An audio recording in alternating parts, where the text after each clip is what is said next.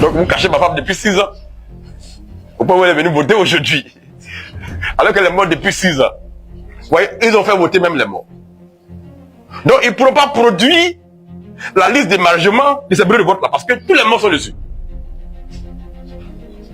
Donc c'est ce débat là qu'on va aller faire devant le Conseil constitutionnel. Parce qu'il faudra produire la liste d'émargement comme preuve de ce taux de participation.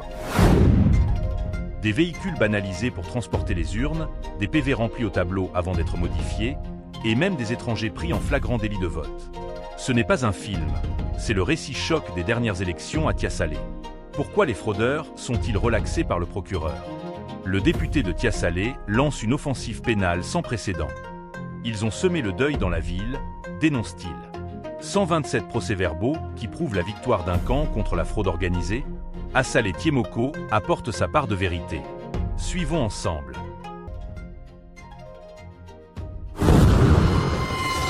Showtime Actu Plus, n'oublie pas de t'abonner. L'élection à Tiasalé a été braquée. La volonté exprimée par le peuple de Tiasalé-Borokoro a été détournée, provisoirement. Et ils ont proclamé celui qui a perdu, comme le vainqueur du vote. Évidemment, on a pris le soin de documenter tout. Il y a les 7 bureaux de vote où ils ont donné plus de 2000 voix à Sanogo, alors qu'il n'a pas ses voix. Non seulement d'avoir les PV, parce que après l'annulation de mon élection en 2023, au cause des stickers, la CEI a pris un document, elle a arrêté pour dire que désormais, il n'y a plus de stickers sur les PV. Puisque certains l'utilisaient pour faire annuler les élections. C'était mon cas. Ils ont annulé mon élection parce qu'il n'y avait pas de stickers sur une dizaine de PV. Les stickers n'ont jamais été une cause d'annulation de l'élection. Mais là, ils l'ont fait. Par conséquent, la CEI a dit c'est comme ça. Désormais, il n'y aura pas de stickers. Donc, les seules choses qui font foi sur les PV, pour les PV, c'est les signatures des présidents de vote et les signatures des représentants. Donc, moi, je détiens 127 PV sur lesquels tous les présidents du bureau de vote ont signé, sur lesquels tous les représentants des bureaux de vote ont signé. Mais la CEI, dans la proclamation des résultats, reconnaît seulement 120 PV sur les 127. Donc, avec 7 PV, ils ont renversé le résultat du vote. Et donc, qu'est-ce que nous devons faire? Nous dénonçons cette fraude, nous dénonçons ce braquage, et nous allons nous battre pour que la volonté exprimée dans les urnes par le peuple de Tiasalé soit respectée. Et donc, exercer un recours devant le Conseil constitutionnel, au fin, non pas d'annuler les élections, mais au fin de proclamer ma victoire. Parce que j'ai gagné. Personne ne peut mettre en doute les 127 PV à ma possession. Sur quelle base? Sur quelle base la CEI peut contester les PV que j'ai, qui ne sont que les doublons carbonés des originaux que les présidents ont transportés à la CEI. Parce que nous, on n'a pas les originaux, on a les copies carbonées. Ça veut dire que c'est quand on écrit sur l'original que ça sort sur la feuille en dessous, en carbone. Donc nos PV ne peuvent pas être contestés puisqu'ils ne sont que la copie conforme des originaux. Donc, il faut que la CEI vienne nous démontrer que les 7 PV de ces 7 bureaux de vote là, que moi je détiens sont faux. Et si c'est faux, qui a fait le faux? Puisque je ne suis pas producteur de PV. Première chose. Deuxième chose, dans les 7 PV bureaux de vote en question, nous détenons non seulement la liste d'émargement des votants, nous détenons les captures des tableaux de dépouillement, avec parfois les images même des bureaux de vote. Nous détenons les captures faites par les observateurs de la société civile qui étaient sur le terrain accrédités, qui ont aussi fait assisté au dépouillement. Donc on détient tout ça. Et on a le témoignage de nos représentants dans les bureaux de vote. Au-delà de ça, on a la presse accréditée qui était là, qui a assisté au dépouillement et qui a produit un rapport en temps réel sur sa plateforme. Donc pour le même bureau de vote, on a le PV, on a la photo du dépouillement, on a le listing d'hébergement, on a le rapport de la société civile et on a le rapport de la presse accréditée. Donc il y a 5 sources de preuves pour chaque bureau de vote où ils ont fait la manipulation. Eux, ils ne peuvent produire que seulement leur PV à eux, qui ne peuvent attester d'aucun élément sérieux. Donc, si la justice tranche sur les faits, sur la documentation, je n'ai aucune crainte que le Conseil constitutionnel me rétablisse dans mes droits. Parce que j'ai gagné l'élection. Il ne peut pas reconnaître 120 PV et dire qu'il ne reconnaît pas 7 PV. Sur quelle base? Comment les 120 sont authentiques et puis subitement 7 ne le sont plus. Et puis, même quand on veut frauder, il faut un peu d'intelligence. Moi, je participe depuis 2016 aux élections dans ma commune à Tessalé. J'ai en conservation l'archive de toute l'administration, numérisée d'ailleurs, de tous les PV de chaque élection à laquelle j'ai participé. Les législatives 2016, les municipales 2018, les législatives 2021, les municipales 2023, premier tour, les municipales 2023, deuxième tour. J'ai tous les PV de chaque bureau de vote. Mais quand on fait le croisement, dans le bureau de vote plateau où il y a eu 400 voix, mais depuis 2016, le taux de participation n'a jamais dépassé 40% sur les 6 élections. Mais comment subitement on peut venir atteindre 98% de participation dans ce bureau de vote-là? Alors qu'on a les résultats de 2007-2023. Au premier tour dans ce bureau de vote-là, j'ai battu M. Sadogo. Voilà. Je l'ai battu. Je l'ai battu en aller là. Je l'ai battu au retour de ce bureau de vote. Et on n'a jamais atteint 200 votants dans ce bureau de vote. Jamais. Sur les 6 élections. Jamais. On est toujours autour de 150 ou bien 110. C'est comme ça que ça fonctionne. Comment subitement on passe de ça à 413 votants et moi je n'ai que 12. Alors que j'ai toujours eu au-delà de 80 dans ce bureau de vote-là. Donc ceux qui me votent absolument sont passés où? Ils sont morts subitement? Ou bien ils sont retournés complètement? Alors que le bureau de vote se trouve dans mon quartier à moi, mon quartier. J'habite là. Donc tous mes voisins sont allés voter contre moi ce jour-là. Au point où je n'ai eu que 12 voix. 12. Et lui, il a eu 401 voix. Chers confrères, c'est grossier. Ça dépasse l'entendement. Donc, j'ai les éléments aujourd'hui pour contester cette élection-là. Tant sur Tessalé que sur Morocco. Je ne peux pas accepter qu'on augmente de près de 40% mes voix à Morocco. De quel but? J'ai eu 2875 voix. Mes PV l'attestent. Le document final de la société Morocco l'atteste. D'où viennent les 1682 voix supplémentaires qu'on m'a attribuées? Ça me fait quoi? Ça veut dire qu'en réalité, les 41 PV que moi je détiens sur Morocco sont pas vrais. Puisque c'est eux qui ont été utilisés comme fondement pour la compilation centrale à Morocco. Le faux est partout. Le faux est à tous les niveaux. Donc, le résultat a été renversé. Et par conséquent, je vais saisir le Conseil constitutionnel. Alors, il peut se passer deux choses. Soit le Conseil, au vu des débats qui vont avoir lieu et au vu des pièces qu'on va produire, se rend compte que, effectivement, la volonté du peuple du Tessalé et de Morocco exprimée dans les urnes, attestée par les PV, confirmée par plusieurs sources, en dehors du candidat que je suis, a été détournée et par conséquent, il va le rétablir. Soit il va décider que les éléments que je produirai sont contrebalancés par les 7 PV de la CEI et par conséquent, ils confirment le résultat proclamé. Il n'y a que ces deux choses qui peuvent se faire. Mais moi je dis que au regard des pièces en notre possession, je ne sais pas si d'autres candidats qui vont faire des recours ont autant d'éléments ainsi que nous l'avons nous. Parce que comme je vous l'ai dit, non seulement on a des PV qui ne sont pas contestés, mais on a 4 autres sources extérieures qui confirment ces PV-là. Et puis, quand on fait une élection, il y a la préfecture qui est observateur, il y a les forces de l'ordre qui sont observateurs, gendarmerie comme en police, qui sont aussi dans les bureaux de vote.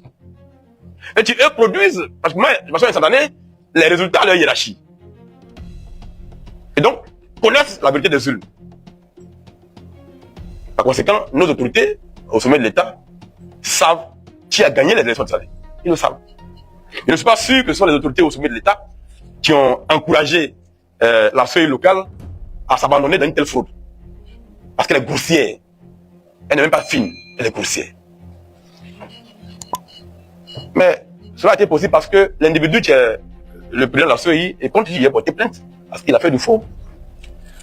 Aller sur les réseaux sociaux, c'est quelqu'un qui a passé pratiquement 4 ans à m'agonie, à m'insulter, à Tessalé. Il est le chargé de communication de mon adversaire. C'est lui qui est le président de la CEI. Tessalé. Le chargé de communication. Il fait la promotion de l'image de mon adversaire. C'est lui qui a la CEI. Bon, évidemment, ça biaise le jeu. Donc, ils se sont permis de commettre une telle forfaiture. Mais dans la campagne, et c'est là que je comprends après coup pourquoi il y avait ce slogan-là, dans la campagne. Parce qu'il disait que si c'est blanc, ça sera rouge. C'était ça le slogan. Si c'est blanc, ça sera rouge. En 2023, ils avaient utilisé le même slogan. On avait gagné, ils ont fait annuler. En disant que c'est blanc, ça devenu rouge. Au deuxième tour, ils ont donné le moyen de gagner, ils ont perdu encore. Mais cette fois-ci-là, ils sont allés plus loin en fabriquant des procès-verbaux pour renverser le taux de le résultat. Alors, quand vous regardez le taux de participation produit par la CEI elle-même, dans les 120 bureaux de vote où il n'y a pas de contestation, le taux de participation est autour de 36%. Dans les 120 bureaux de vote où ils ne contestent pas les PV que je détiens. Mais dans les 7 bureaux de vote où ils ont d'autres PV, voilà le taux de participation. Quartier 1, 94,50%. Participation. Quartier 3, 96,95%. Plateau 5, 97,88%. Municipalité 3, 97,55%. Kandia Camara, 92,16%. Akakro, 92,59%. Inzenon 3, 94%. Et Inzenon 5, 95%. Jamais ils ne pourront soutenir de tels résultats avec le tableau de population. Jamais. Jamais ils ne pourront produire, parce que s'ils produisent la liste d'émargement, par exemple au plateau, où il y a 413 votants, sur 415 là, s'ils produisent la liste d'émargement, parce que tous les gens qui sont morts au quartier sont sur la liste, que moi je connais. On ne les a pas extraits. Donc, sur les 415 personnes qui sont sur cette liste-là, il n'y a que 2 absents. Soit ils sont vivants, soit ils sont décédés. Tout le reste est venu voter.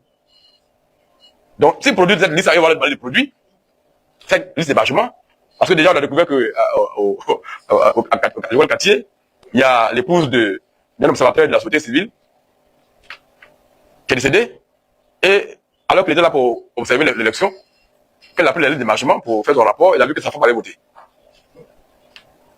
Donc, elle a demandé pour le vote, mais ma femme est vivante, elle est venue voter, tu ne m'as pas informé. Alors que tu la connais. C'est l'enseignant, quoi. Il connaît sa femme. Donc, ma femme est venue voter, puis moi, je suis pas au courant. Donc, vous cachez ma femme depuis 6 ans. Pourquoi elle est venue voter aujourd'hui? Alors qu'elle est morte depuis 6 ans. Vous voyez, ils ont fait voter même les morts. Donc, ils ne pourront pas produire la liste d'émargement de ces bureaux de vote là, parce que tous les morts sont dessus. Donc, c'est ce débat-là qu'on va aller faire devant le Conseil constitutionnel. Parce qu'il faudra produire la liste d'émargement comme preuve de ce taux de participation. Or, si vous la produisez, eh bien, on va retrouver tous nos parents qui sont en train de décédés et qu'on n'a pas extrait. Donc, comment ils ont pu venir voter ce jour-là? Donc, d'un point de vue juridique, d'un point de vue matériel, nos amis du RADP, de la CEI, ne peuvent pas démontrer que nos PV à nous sont faux et que les leurs sont vrais. Et par conséquent, le débat aura lieu et le Conseil tranchera. Mais plus loin,